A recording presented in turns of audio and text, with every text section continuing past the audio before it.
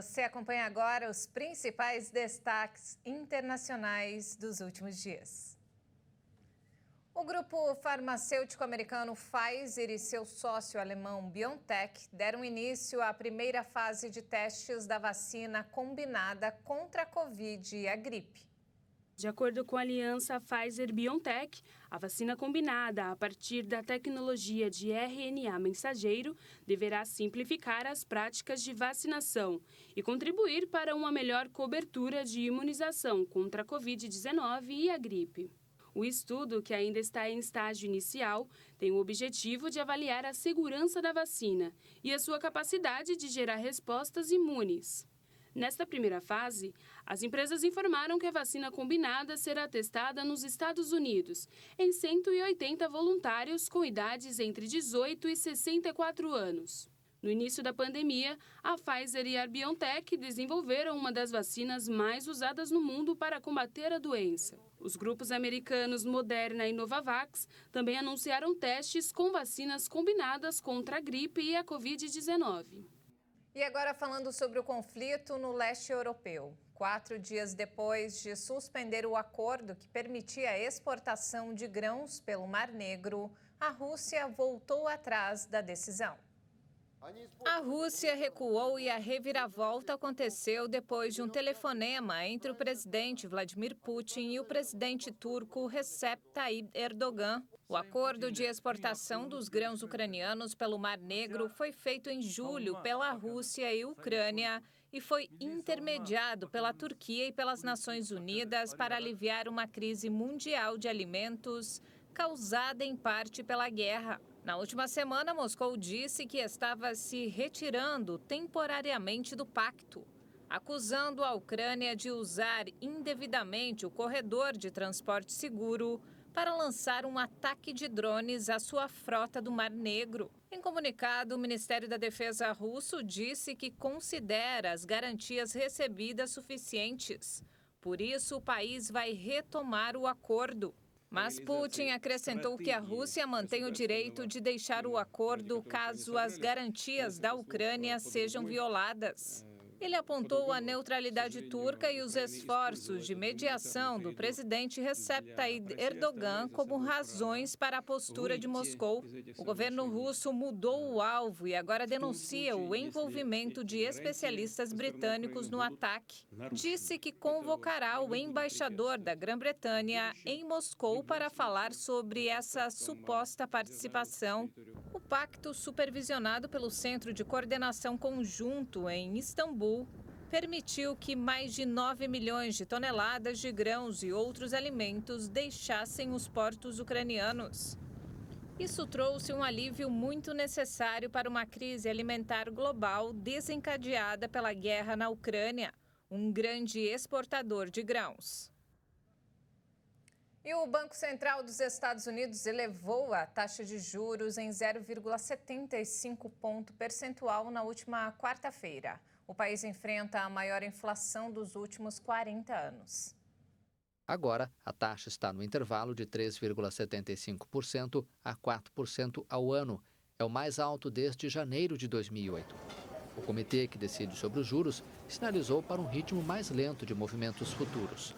Em um comunicado, afirmou que está preparado para ajustar a orientação de sua política monetária conforme apropriado, caso surjam riscos que possam impedir a realização de suas metas. Já o presidente do Federal Reserve, Jerome Powell, disse que levará tempo para que os aumentos das taxas reduzam a inflação e isso necessariamente conduzirá a um crescimento mais lento dos Estados Unidos. O país enfrenta a inflação mais alta em 4 décadas. E olha só, o Banco Central da Inglaterra também elevou a taxa de juros no Reino Unido em 3%, o maior nível em 3 décadas. A medida é para tentar conter a inflação, que já é a mais alta em 40 anos. De acordo com o banco, a economia britânica corre o risco de uma recessão que poderá durar até meados de 2024. O aumento coincide com uma tendência entre os principais bancos centrais que lutam contra o forte aumento da inflação em diversos países. Se não agirmos com força agora, vai ser pior mais tarde. E como mostram as previsões que publicamos, há um caminho difícil pela frente. O forte aumento nos preços da energia causados pela invasão russa da Ucrânia nos fez uma nação mais pobre. O nível de atividade econômica deve permanecer estável e até cair por algum tempo. O Banco da Inglaterra estimou que a inflação chegou a um pico em outubro de 10,9% em ritmo anual, em comparação com uma estimativa anterior que projetava que chegaria a 13%. A economia britânica está em contração desde o terceiro trimestre, dando início a uma recessão técnica que, de acordo com projeções, deve durar até o primeiro semestre de 2024. O Reino Unido tenta sair da tempestade econômica e política depois que o governo da ex-premier Liz Truss propôs um plano fiscal que provocou caos nos mercados. E o ministro da Imigração do Reino Unido afirmou que o país vai adotar políticas mais radicais para enfrentar a imigração irregular. A declaração é dada em um momento em que há um número recorde de pessoas que atravessam o Canal da Mancha em pequenas embarcações. À rádio BBC, o ministro declarou que o Reino Unido não pode continuar sendo um imã para imigrantes econômicos. Cerca de 40 mil pessoas fizeram a perigosa travessia do continente para o Reino Unido pelo Canal da Mancha até agora neste ano, com projeções de que este número chegue a 50 mil. Jenrick falou sobre o assunto depois que a ministra do Interior, Suella Braverman, provocou polêmica na segunda-feira por se referir ao fluxo de imigrantes como uma invasão. Questionado sobre os comentários, o ministro afirmou que nunca demonizaria quem vai para o país em busca de uma vida melhor. O Reino Unido chegou a um acordo com Ruanda para que os solicitantes de asilo que chegam ao país de forma irregular esperem no país africano enquanto o pedido é processado. Atualmente, o controverso acordo está suspenso depois de uma decisão da Justiça Europeia.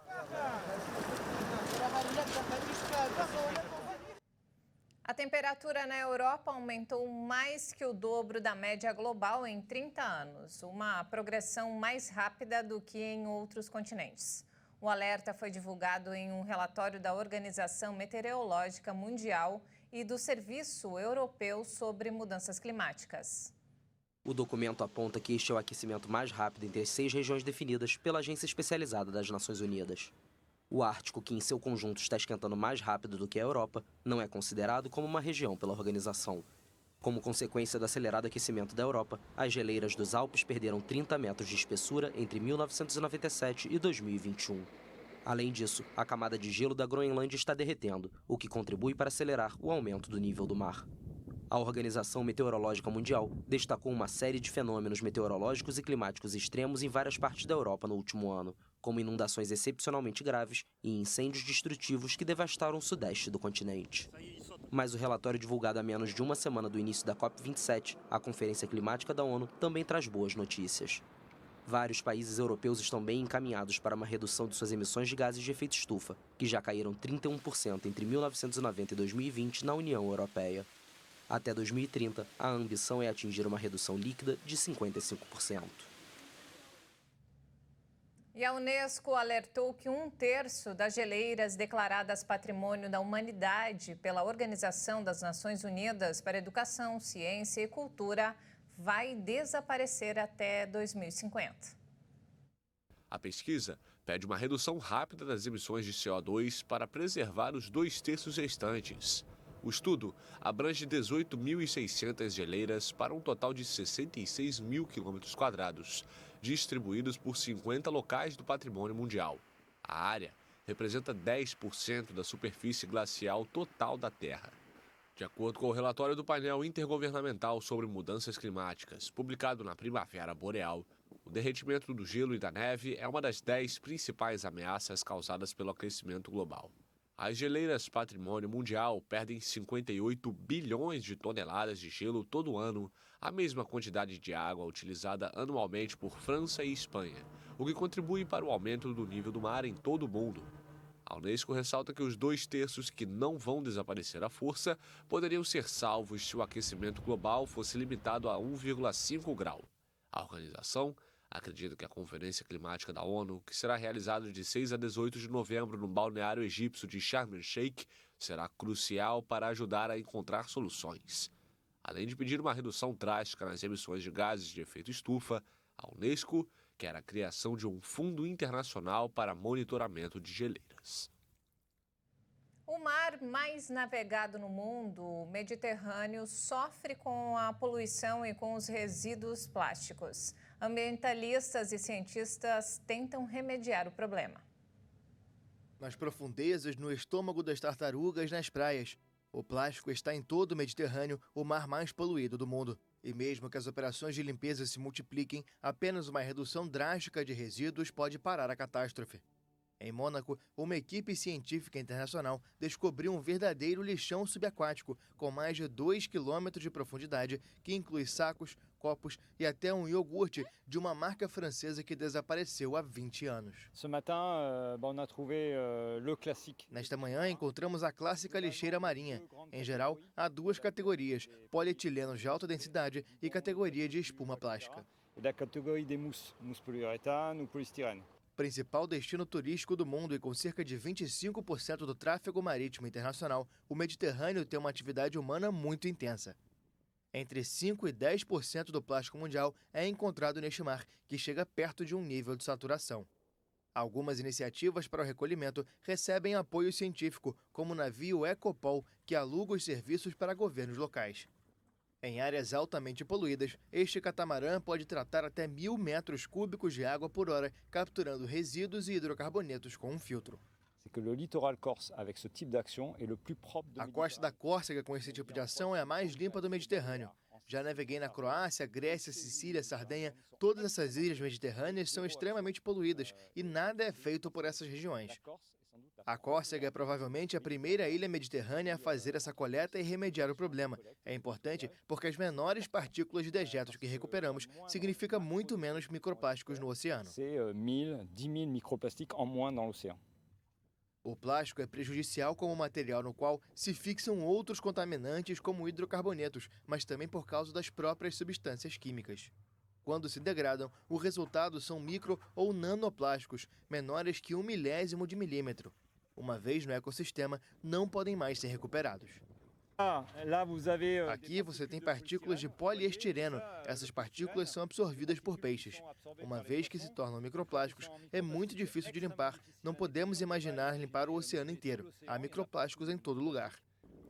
Diante da estimativa de que 80% do plástico no mar seja proveniente dos continentes, ambientalistas e cientistas fazem campanha pela gestão de resíduos em terra, que é mais eficiente e menos dispendiosa do que fazer o recolhimento posterior no mar. Nas margens do Mediterrâneo, porém, não existe uma gestão homogênea dos resíduos. Nos países mais pobres, lixões a céu aberto ainda são a norma. Organizações como a Anistia Internacional e a Human Rights Watch vêm denunciando regularmente as condições de trabalho dos operários mobilizados em obras da Copa do Mundo do Catar. As ONGs pediram a criação de um fundo de indenização para os trabalhadores mortos ou feridos nos preparativos. A iniciativa foi rejeitada. A informação foi confirmada nesta quarta-feira pelo Ministério do Trabalho Qatari, que já afirmou contar com um dispositivo do tipo, para onde o país está destinando centenas de milhões de dólares em salários que não haviam sido pagos. A Anistia Internacional e a Human Rights Watch lideram os apelos à FIFA e ao Qatar para que criem um fundo de compensação de 440 milhões de dólares para os trabalhadores, o equivalente aos prêmios da Copa do Mundo. As ONGs têm criticado regularmente as condições de trabalho dos operários mobilizados nas diferentes obras do torneio. Também acusam o país de não informar de maneira adequada o número de mortes. O governo rejeita os informes que indicam milhares de óbitos em acidentes em canteiros de obras ou pessoas que passaram por condições de proteção insuficientes durante os meses quentes.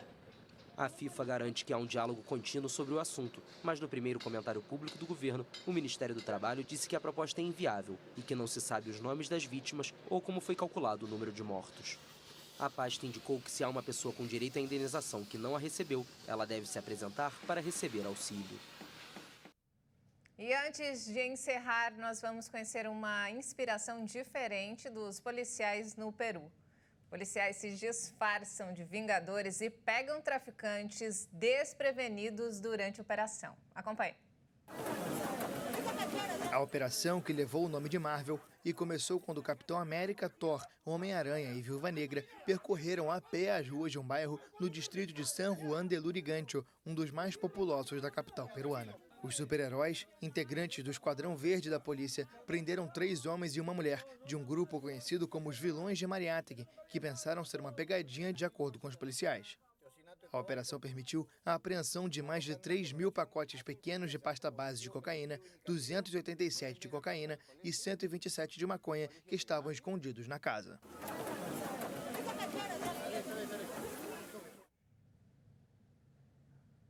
Que criatividade, hein? O importante é que deu tudo certo. E não temos mais tempo, essa edição fica por aqui. Mais informações ao longo da nossa programação. E se quiser rever as nossas reportagens, é só acessar o canal Hit Notícias no YouTube. Obrigada pela companhia e um excelente fim de semana para você. Até mais!